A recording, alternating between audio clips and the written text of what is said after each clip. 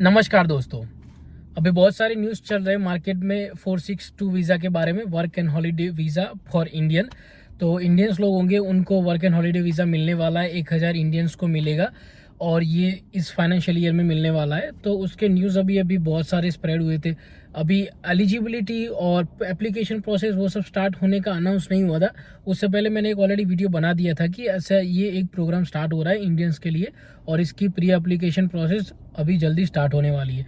तो उसका भी अनाउंसमेंट हो गया है। 1 अक्टूबर 2024 से प्री एप्लीकेशन प्रोसेस स्टार्ट हो जाएगी वर्क एंड हॉलीडे प्रोग्राम के लिए, जो कि इंडियंस के लिए है 1 अक्टूबर 2024 से। तो इस वीडियो में मैं आपको बताऊंगा कि टोटल कॉस्ट कितनी होगी, ये वीज़ा अप्लाई करने की, प्रोसेसिंग टाइम क्या होता है, डॉक्यूमेंट्स क्या चाहिए, कैसे अप्लाई करना है। तो वो सारी चीज़ें मैं आपको आज के वीडियो में बताऊंगा। और वीडियो में आगे बढ़े उससे पहले मैं आपको रिक्वेस्ट करना चाहूँगा कि अगर आपको ये वीडियो अच्छा लगता है तो प्लीज़ वीडियो को लाइक कर दीजिए, चैनल को सब्सक्राइब कीजिए और ये वीडियो आपके फ्रेंड्स के साथ शेयर कीजिए ताकि ज़्यादा से ज़्यादा लोगों को पता चले इस वीज़ा के बारे में और हमको भी मोटिवेशन मिलता रहे आपके लिए ऐसे नए नए वीडियोस बनाने के लिए। तो वीडियो में आगे बढ़ते हैं और बात करते हैं ये वीज़ा होगा कितने साल का। तो ये वीज़ा होगा 1 साल का, जिसमें मैंने पिछले वीडियो में भी आपको बताया था कि ये वीज़ा में आप एक एम्प्लॉयर के साथ मैक्सिमम 6 महीने काम कर सकते हो, क्योंकि इस वीज़ा का नाम है वर्क एंड हॉलीडे वीज़ा।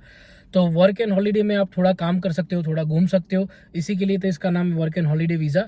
तो आप एक एम्प्लॉयर के साथ 6 महीने काम कर सकते हो, उसके बाद आपको कोई स्टडी करनी है तो वो कर सकते हो, अगर आपको घूमना है तो वो कर सकते हो। इसमें आप मैक्सिमम 4 महीने तक की स्टडी कर सकते हो। कोई आपको यहाँ पे छोटा सा कोर्स करना है तो वो आप कोर्स कर सकते हो।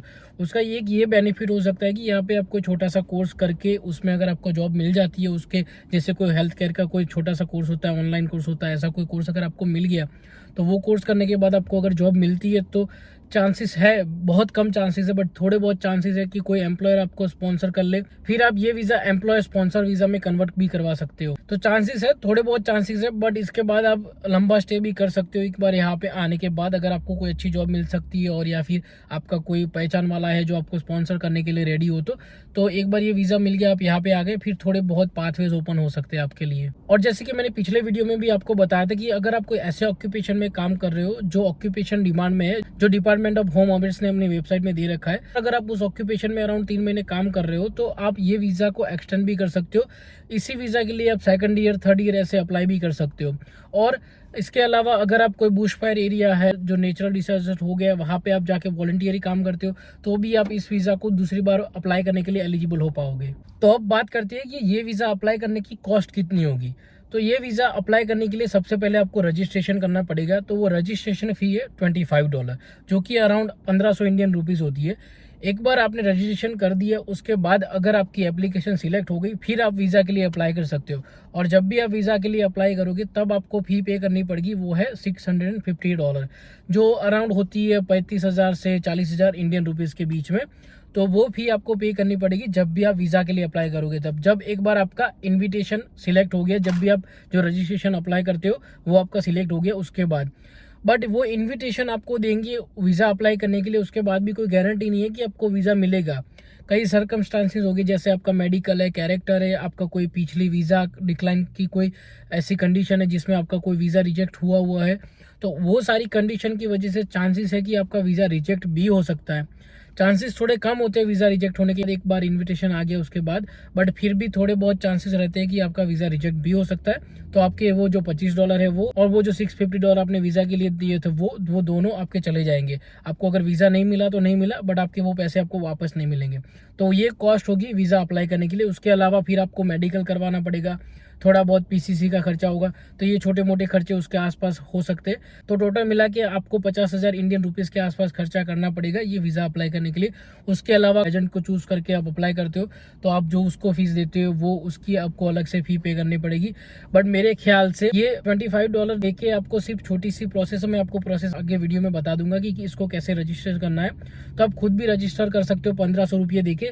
अगर उसके बाद अगर आप सिलेक्ट हो गए फिर किसी की हेल्प ले सकते हो, या फिर उसके बाद भी बहुत सिंपल प्रोसेस होती है, सिर्फ आपको अपने डॉक्यूमेंट्स अपलोड करने होते हैं। सारी चीज़ें ऑनलाइन इमिग्रेशन के अकाउंट पे लिखी होती है, तो आपको ये खुद ही भी कर सकते हो। आपको एक्स्ट्रा पैसे खर्च करने की ज़रूरत नहीं है मेरे ख्याल से। अगर आपको ज़्यादा पैसे है आपके पास तो फिर आप बिंदास किसी से करवाओ, नहीं तो अगर आपको लगता है कि आपको खुद ही करना है तो आप वो खुद ही कर सकते हो।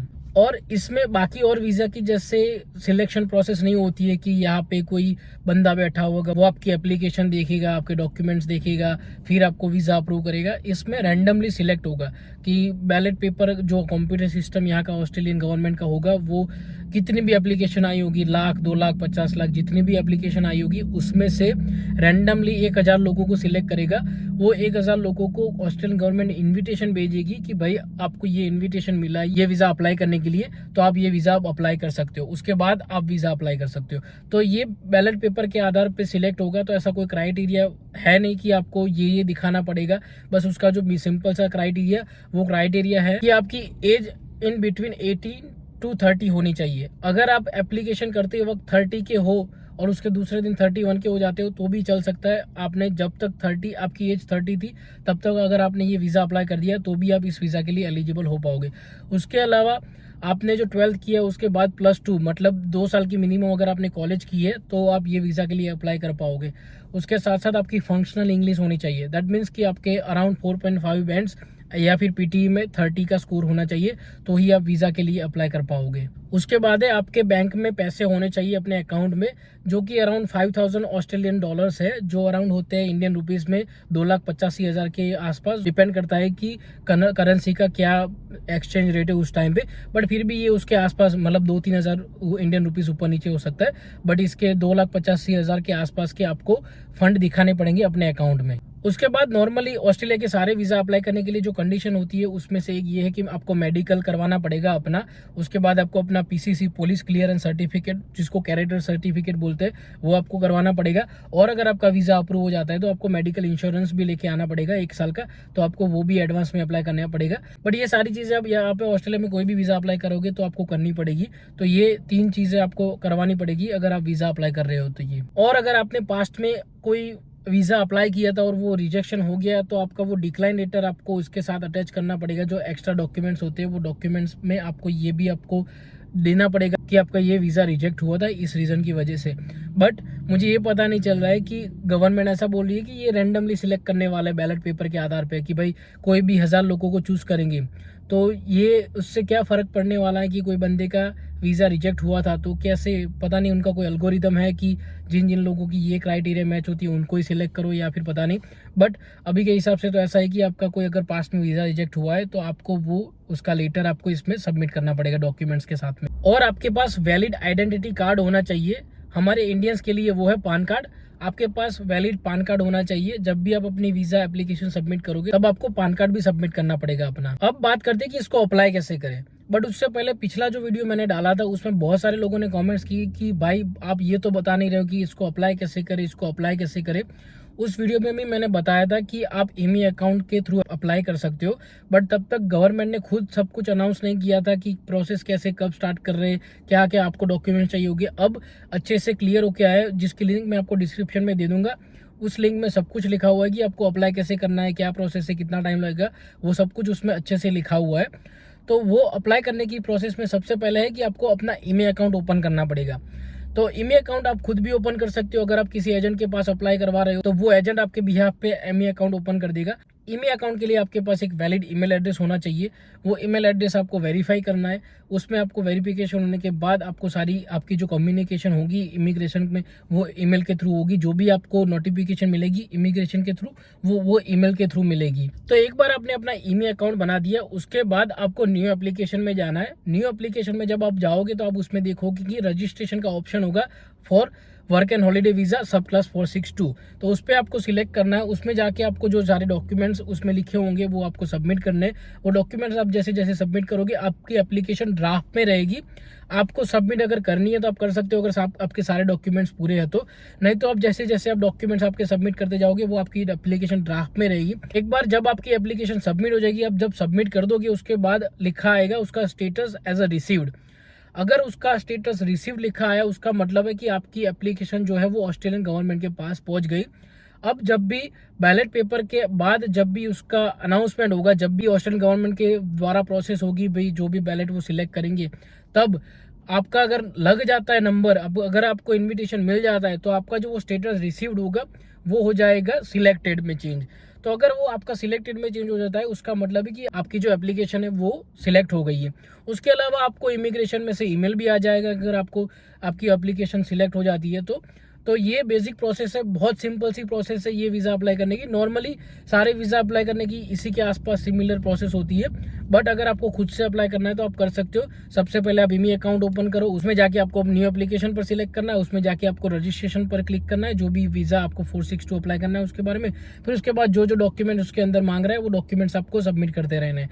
तो उस तरीके से आप ये वीज़ा के लिए रजिस्टर कर सकते हो। और जो भी उसकी रजिस्ट्रेशन फ़ी है $25, उसी टाइम पे आपको फ़ी पे करनी पड़ेगी। जब तक आप अपनी फ़ी पे नहीं करोगे $25, तब तक आपकी एप्लीकेशन सिलेक्ट नहीं होएगी। तो सबसे पहले आपको ये काम करना है कि आपको जो एप्लीकेशन फ़ी है वो भी आपको उसी टाइम पे कर देनी पड़ेगी। और अभी के लिए एज पर द वेबसाइट इसकी क्लोजिंग डेट है फॉर इंडियंस 31 अक्टूबर 2024। तो 1 अक्टूबर से लेके 31 अक्टूबर तक ये वीज़ा प्रोसेस चलेगी। उसके बाद सिलेक्शन प्रोसेस का जो टाइम है वो है 14 अक्टूबर से लेके 30 अप्रैल 2024। तो उस बीच में आपका बैलेट पेपर के आधार पे सिलेक्शन होगा। अगर आपको सिलेक्शन हो जाएगा तो आपको इमिग्रेशन के थ्रू इनविटेशन मिल जाएगा वीज़ा अप्लाई करने के लिए। तो ये थी information work and holiday visa सब क्लास 462 के बारे में। अगर आपको ये वीडियो हेल्पफुल लगा तो प्लीज़ वीडियो को लाइक कर दीजिए, चैनल को सब्सक्राइब कीजिए। मिलते हैं फिर नेक्स्ट वीडियो में, तब तक के लिए बाय बाय।